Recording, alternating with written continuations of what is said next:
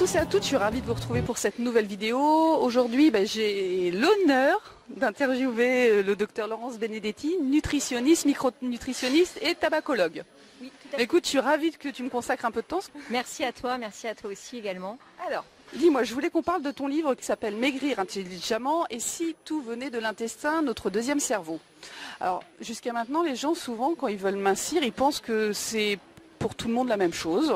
Que voilà, faut réduire les calories dans l'assiette et on en reste là. Et toi, tu nous parles de profil, tu nous parles d'intestin. Donc, qu'est-ce que tu peux me dire sur tout ça? Ben oui, en fait, l'idée, c'est que tout le monde pense que le régime miracle, ça existe. Mais en fait, non. Le régime miracle qui marche pour tout le monde, ça n'existe pas. Alors pourquoi? Parce qu'on est d'abord tous différents. Donc il y a les hommes, il y a les femmes. Donc ça, tout le monde le sait. On a tous un éducatif nutritionnel différent. C'est la fameuse Madeleine de Proust. On a des goûts différents. Donc tout ça explique, on a des métabolismes différents, on a une génétique différente également. Donc tout ça explique que le régime miracle qui marche pour tout le monde, ça n'existe pas. Et qu'en fait, il faut un programme alimentaire qui soit personnalisé. Et du coup, dans ce livre, on a essayé d'individualiser 4 profils, qui sont des profils différents, et ces profils, en fait, ce sont des verrous à la perte de poids. C'est-à-dire que quand vous êtes dans un des profils, c'est peut-être ce profil qui explique que vous avez du mal à perdre du poids. Alors dis-moi, les profils, si on peut faire premier profil que tu pourrais nous dire qui ressort le plus, par exemple. Est-ce qu'il y a un profil qui ressort le plus et lequel? Alors, il y a, je dirais, 2 ou 3 profils qui ressortent, mais souvent on a plusieurs profils. Alors un profil qui ressort souvent, c'est le profil digestif, c'est-à-dire le patient qui a un intestin irritable, le matin le ventre tout plat, le soir il ballonne, il a des gaz, etc. Et ce patient, bien évidemment, s'il mange des fromages blancs à longueur de journée, même 0%, non seulement il ne va pas maigrir, mais en plus il va même aggraver ses problèmes digestifs. Donc il ne pourra pas maigrir. Le deuxième profil qu'on voit souvent, c'est le profil neuromédiateur. Les neuromédiateurs sont les hormones de l'humeur. Donc quand on manque de ces petites hormones de l'humeur, en particulier la sérotonine qui est l'hormone de la sérénité, on a des pulsions sucrées. On est irritable, impatient, susceptible, on a des pulsions sucrées. Et quand on rentre du boulot, qu'est-ce qu'on fait? On se jette sur la plaquette de chocolat ou le paquet de gâteaux. Et donc bien évidemment, c'est difficile pour perdre du poids. Et puis vous avez le profil cardio-métabolique. Le profil cardio-métabolique, ce sont plutôt des gens qui ont une hérédité de diabète. Il y a eu du diabète dans la famille ou ce sont des patientes qui ont présenté un diabète gestationnel et ces patients-là, ils ont tendance à prendre tout au niveau du ventre. Alors là, il va plutôt falloir s'intéresser au sucre et en particulier au sucre rapide, éviter les sucres rapides, bien faire attention aux index glycémiques, etc. Donc, et bien sûr, bouger. Ça, c'est très important pour ce profil. Et puis, on a le profil déficit en micronutriments. Alors, pourquoi? Quand vous manquez de fer, vous êtes fatigué. Et quand vous êtes fatigué, qu'est-ce que vous mangez? Qu'est-ce que vous avez tendance à faire? À manger pour être moins fatigué. Quand vous manquez de magnésium, le magnésium, c'est un stabilisateur de l'humeur. Mais qu'est-ce qui se passe? Quand vous manquez de magnésium, vous avez tendance à être plus stressé. Et quand vous êtes davantage stressé, vous mangez davantage. Donc, voilà. Donc du coup, au final, ça bouscule quand même les idées reçues où on pensait qu'il fallait supprimer, parce que tu parles de carence en magnésium, tu parles de carence en fer, et des fois quand les gens se mettent au régime pour maigrir, du coup, ils enlèvent souvent des aliments qui sont riches des fois en micronutriments, pas riches obligatoirement en calories, mais riches en micronutriments, et ils se mettent, comme tu parlais tout à l'heure, on va dire, allez, salade verte, jambon, fromage, ou disons... Salade verte, jambon, oui, ouais. Ou légumes crudités, voilà, les crudités, du poisson, oui, bien sûr. Et alors, mais même des aliments qui sont riches en calories, comme certains acides gras, sont indispensables pour perdre du poids, en particulier les oméga 3. C'est-à-dire que quand les patientes font un régime, la première chose qu'elles enlèvent, ce sont les graisses. Et pour perdre du poids, il y a des graisses qui sont importantes et qui sont utiles même pour perdre du poids, en particulier les oméga 3. Alors, qu'est-ce que tu peux... Oui, parce que souvent, les graisses, quand tu parles de graisse, c'est les gens, ils paniquent en disant, ça y est, on va grossir. Alors, on parle de bonnes graisses, et où on trouve les bonnes graisses? Oui, alors bien sûr, quand on fait un régime, l'idée, c'est pas de réapprendre à nager dans la sauce et dans l'huile, mais les bonnes graisses, entre autres, ce sont donc les fameuses oméga 3 qu'on trouve dans l'huile de colza, l'huile de noix et dans les poissons gras. Les sardines, les maquereaux.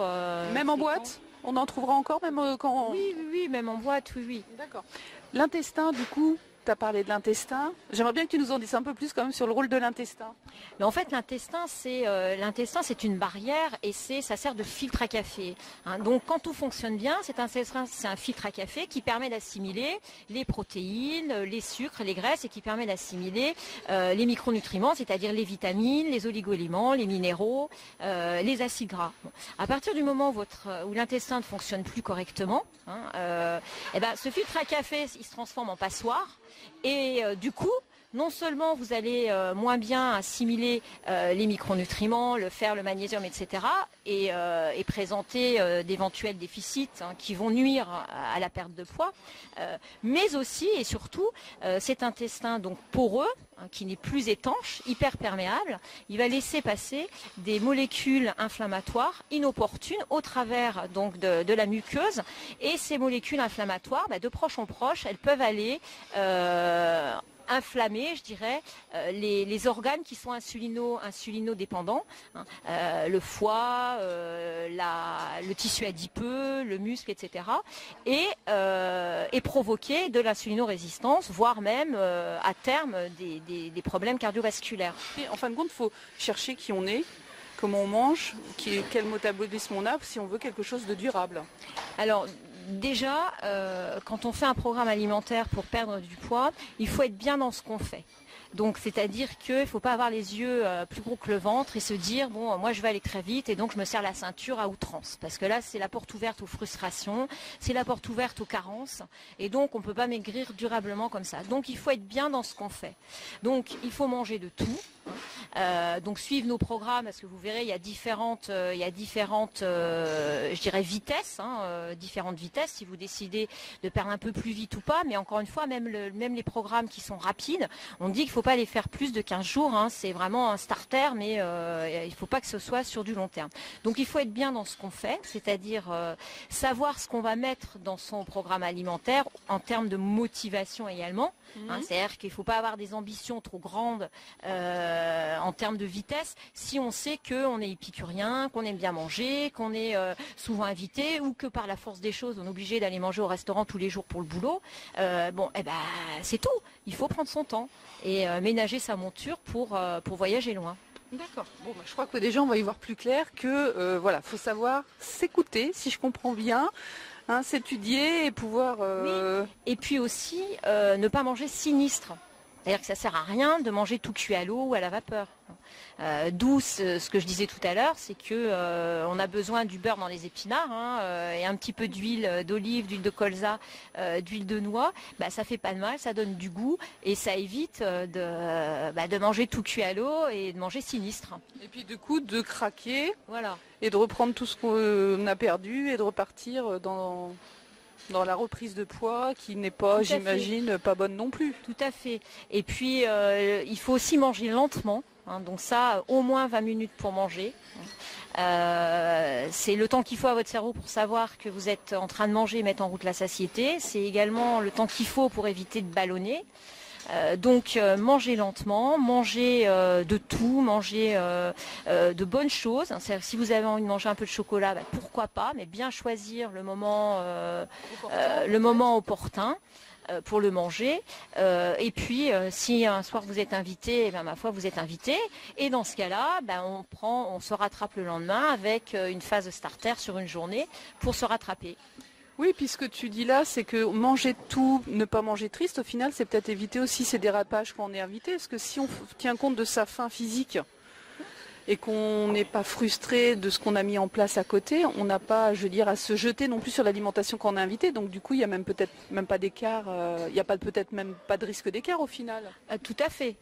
C'est sûr que c'est toujours la même histoire de la frustration.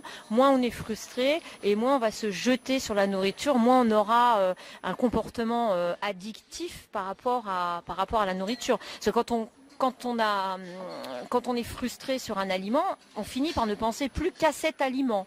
Je pense en particulier au fromage ou aux sucreries, c'est souvent les deux choses. Si on ne mange plus du tout de fromage et plus du tout de chocolat, de sucreries, à un moment donné, on ne pense plus qu'à ça. Et là, c'est la catastrophe. Ça, c'est clair. Et dis-moi, tu es aussi tabacologue. C'est applicable aussi pour les gens, parce que souvent les gens, quand ils arrêtent de fumer, ils ont peur ou ils prennent du poids. Donc est-ce que ça c'est valable aussi pour ce type de... Alors oui, c'est d'autant plus valable que au départ on fait un état des lieux en fait de l'existence d'éventuels déficits micronutritionnels, et donc ça c'est hyper important quand on va arrêter de fumer. C'est-à-dire que quand on va arrêter de fumer, si on manque de fer, qu'on est fatigué, si on manque de magnésium qui est un stabilisateur de l'humeur, on part pas avec toutes les chances de son côté. Donc déjà il y a cet état des lieux, et puis d'autre part, le programme il est tout à fait adapté. En revanche, il faut pas commencer par la phase starter. Il faut plutôt prendre une phase plus, moins, je dirais, plus tranquille. D'accord. Donc j'imagine qu'il y a des conseils, c'est ça?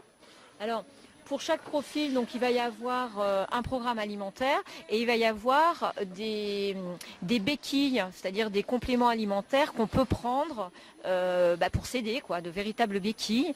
Bon, il n'y a aucun nom de cité, donc ce qui fait que c'est la place ouverte voilà, chacun peut prendre les compléments qu'il souhaite, mais avec des choses précises. On va vous dire quand même, il faut prendre du chrome, il faut prendre du magnésium, mais plutôt cette forme de magnésium plutôt qu'une autre. Parce que des fois tout n'est pas toujours assimilable selon la forme des minéraux par exemple.